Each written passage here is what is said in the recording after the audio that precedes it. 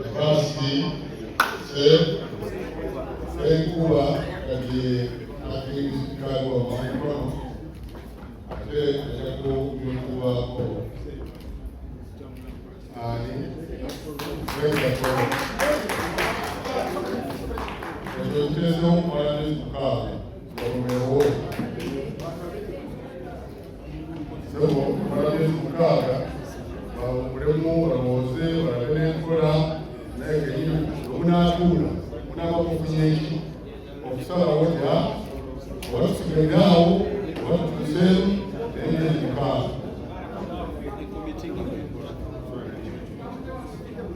Kuletea hali yake kwa wanu plani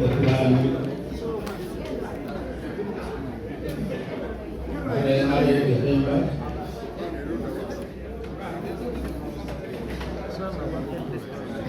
kama yule kwa kujira sokala ya kazi kama ya kazi. Assalamu alaikum warahmatullahi wabarakatuh. Mkirize mambo asokala ile afukesi kwa ile wanga kazi na mbele. Ndio na mkazo bila kami okenda kandi kama kulera niko kwa malejese kirizanti tunakula ndiza kwa kazi. Bismillahirrahmanirrahim. Bismillahirrahmanirrahim. I say for Abbas today. Say in the name of Almighty Allah. Say in the name of Almighty Allah. The most gracious, most merciful, that having been elected as acting district card, then the 2027 of the Mukono district and Istiqlal Muslim Region. Do so in that I will honestly observe exercise and preserve the constitution of your mercy, the constitution of Uganda, and greatly preserve the Muslims of Uganda and the country at large, following the teachings of the Holy Quran and the number of hadith. So help me Allah. Allahu Akbar. Allahu Akbar. Also the blessing na kumaja ya primukaso ya hadathwa na tulina wawalaje bila wafanya I say the name of Almighty Allah, the most gracious, most merciful, having been elected, having district of Mukono Muslim and Istiqlal Muslim Region Rapar directly communicate origin any person which have been brought my knowledge which has been brought my knowledge this type of official duties as may be required for the discharge of my duties or permitted by the authority to do so in accordance with the teachings of the Holy Quran and the number of hadith. So help me Allah. Allah. So remain there. I don't give you one for anything.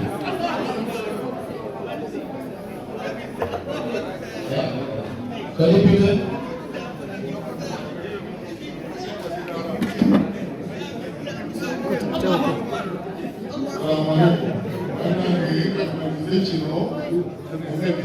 Allah mbaa bizza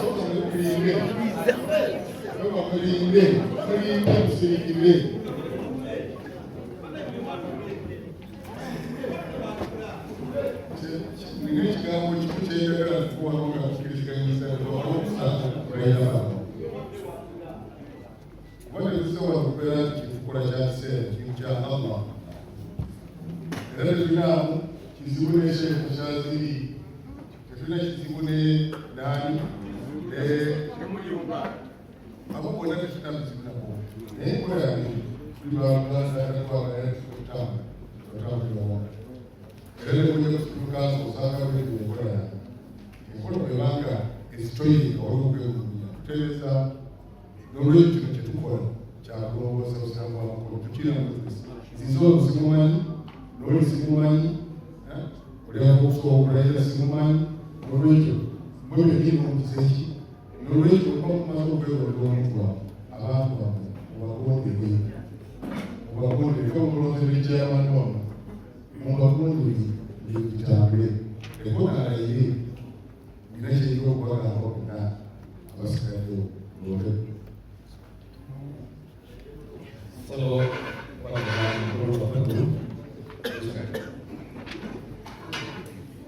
Bismillahirrahmanirrahim. I swear in the name of Almighty Allah, the most gracious, most merciful, and having been elected as the deputy acting speaker of Mukono Muslim District under this Uganda Muslim Mayor, do so on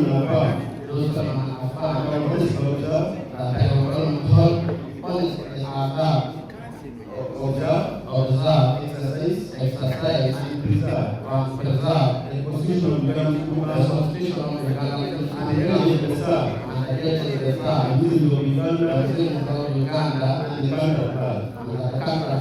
following the teachings of the Quran, and the law. So help me Allah.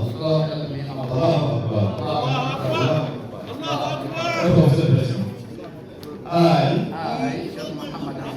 swear in the name of Almighty Allah, most gracious, most merciful, that having been elected as the acting deputy card of Muslim District under this Uganda Muslim Mayor, use from Afar, that I will not direct or indirectly communicate or reveal any matter to any person which shall be brought to my knowledge, which shall be brought to my knowledge in this type of duty, except as may be required for the set of my duties, or permitted by the authority to do so in accordance with the teachings of the teachings of the Quran and the Noble Hadith. So help me Allah. Congratulations. Thank you so much. I think I'm now ready to be on this one. waliwo abantu balisanga mu kooti mugamba ki twagala mu kiteeyi ate yatwale bani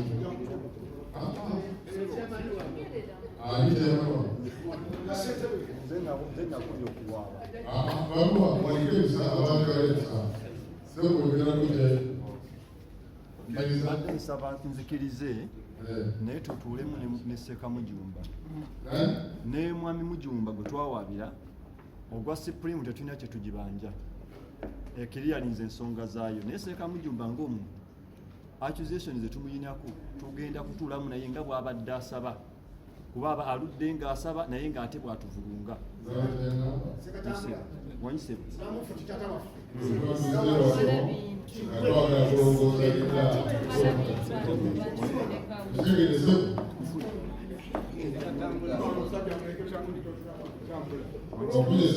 nkufunye ssebo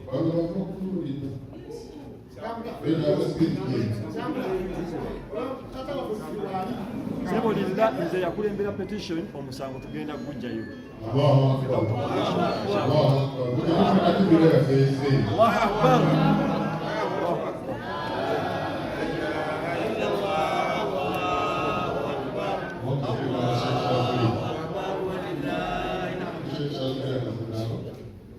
kati kyazirika kireka katono chairman agire chairman naye dokideokaka akamalize. Alhamdulillahi rabbil alamin wassalatu wassalamu ala rasulillah sayyidi sallallahu alaihi wasallam. Rabbi shrah li sadri wa yassir li amri wahlul 'uqdatan min lisani yafqahu qawli. Kati wafikiwa mtu wa Uganda Waislamu makansala Sabila Regional Assembly Banamukola Akatuze. Assalamu alaikum warahmatullahi wabarakatuh. Ganjija wansi w'omutima gwawe nange nkusabye kumwagala. Nsaba Allah subhanahu wa ta'ala bawadde obukulembeze abatali mu kusa. Nsaba Allah subhanahu wa ta'ala ansobozese tubeere nga tukambula wange. Abaweereddwa ekimu mu birungi si bapya badde entambula. Abbas Senkuba mumanyi, Seba Kasolo naye mumanyi buti bulungi. Mu buli ngeri yonna saba Allah mukola emirembe esigala ng'egenda maaso ate eddala bweti. Naye okwegasa okw'enjawulo kusindika nnyo eri abaatwalayo okwemulugunya kwabwe ebikutwalibwa. Baakola eky'obuzira, baakola ekibasiba okukakasa wabaawo ekikyamu kiteeka okugololwa. Neebaza ne sekwebaza yenna sitebo yewanyire kuvaayo ekintu n'okikolera ddala bungi nga bwekibadde kiteeka okukolebwa. Olwabeera ng'ogedde ku bunafu nange mpulidde nekasa nyina webadde lwonna. Saba Allah subhanahu wa ta'ala abasiraga okusanga munafu. Wabula nabe kuba nange mbadde ninayo ekizibu kya nnabbi wa Allah Yunus. Yakola ki? Ekibadde ekizibu kyange ku bintu bya mukono gusa.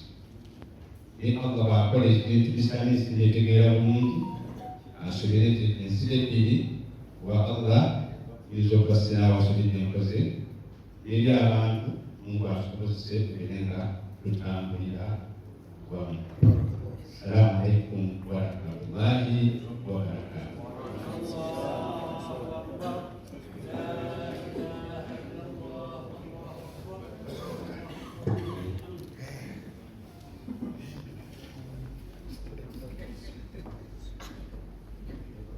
Bismillahirrahmanirrahim. So mufti wa Uganda ne tiimu yonna eya Supreme Council, bakansala aba disitulikiti yaffe ey'Omukono, saba mufti kkiriza sooke neebaze abaloozi abakanoonya emirundi guno ogwokubiri. Kimwebale nnyo, mwebalire ddala. Allah abasasule esinga obulungi. Saba mufti, sooka okukulisaayo Saudi Arabia olw'emirimu gwe wagenda okukola ogw'obusiraamu. Gwali mukulu nnyo, saba webale tusakira Allah akuwa ekisinga obulungi. Banamukono twebaze nnyo disitulikaazi waffe ebbanga lyaweereza obusiraamu obw'Emukono. Kisebo tusiimye ate era tugenda kusigala nga tukolagana naawe kubanga tujja kwetaaga okuwabulwa okutulaga kiki tugenda okukola. Njagala mufti neebaze nnyo chairman muganda wange abadde mu ntebe eno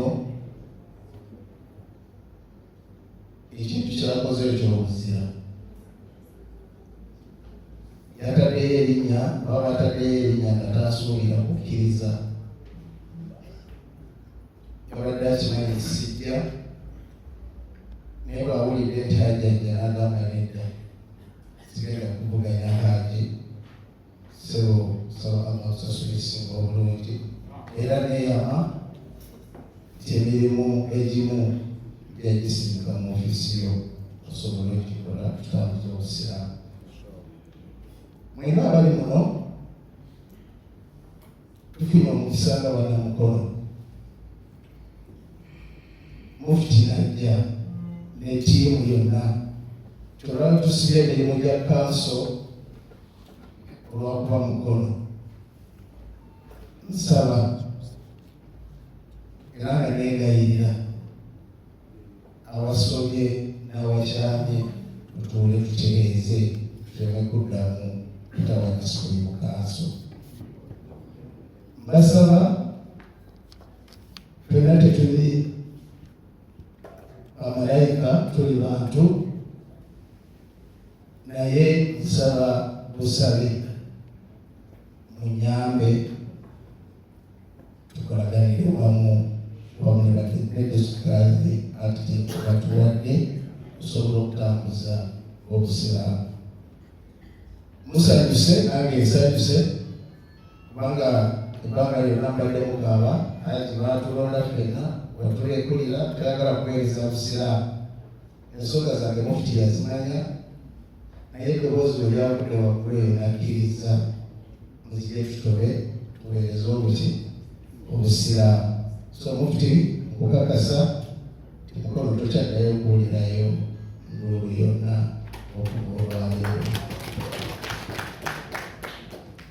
Yakikola nga ndi mwetowaze n'okuwuliriza buli muntu yenna asaanidde okuwulirizibwa oba afaanana atya oba atya tusobola okutambuza eddiini yaffe egende muki. Naye era nebaza Allah azza wa jalla manye nti ni musajja ayimba mu biti bingi naye kino ekyamukono n'ebintu bya mukono abadde basuubira okubitwala n'ababitwalako mufti bwentuuka gy'oli basaba obuyambi ngenda kugezaako okununulako byenaasobola.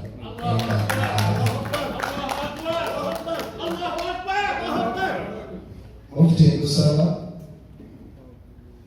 ebbanga lyondeze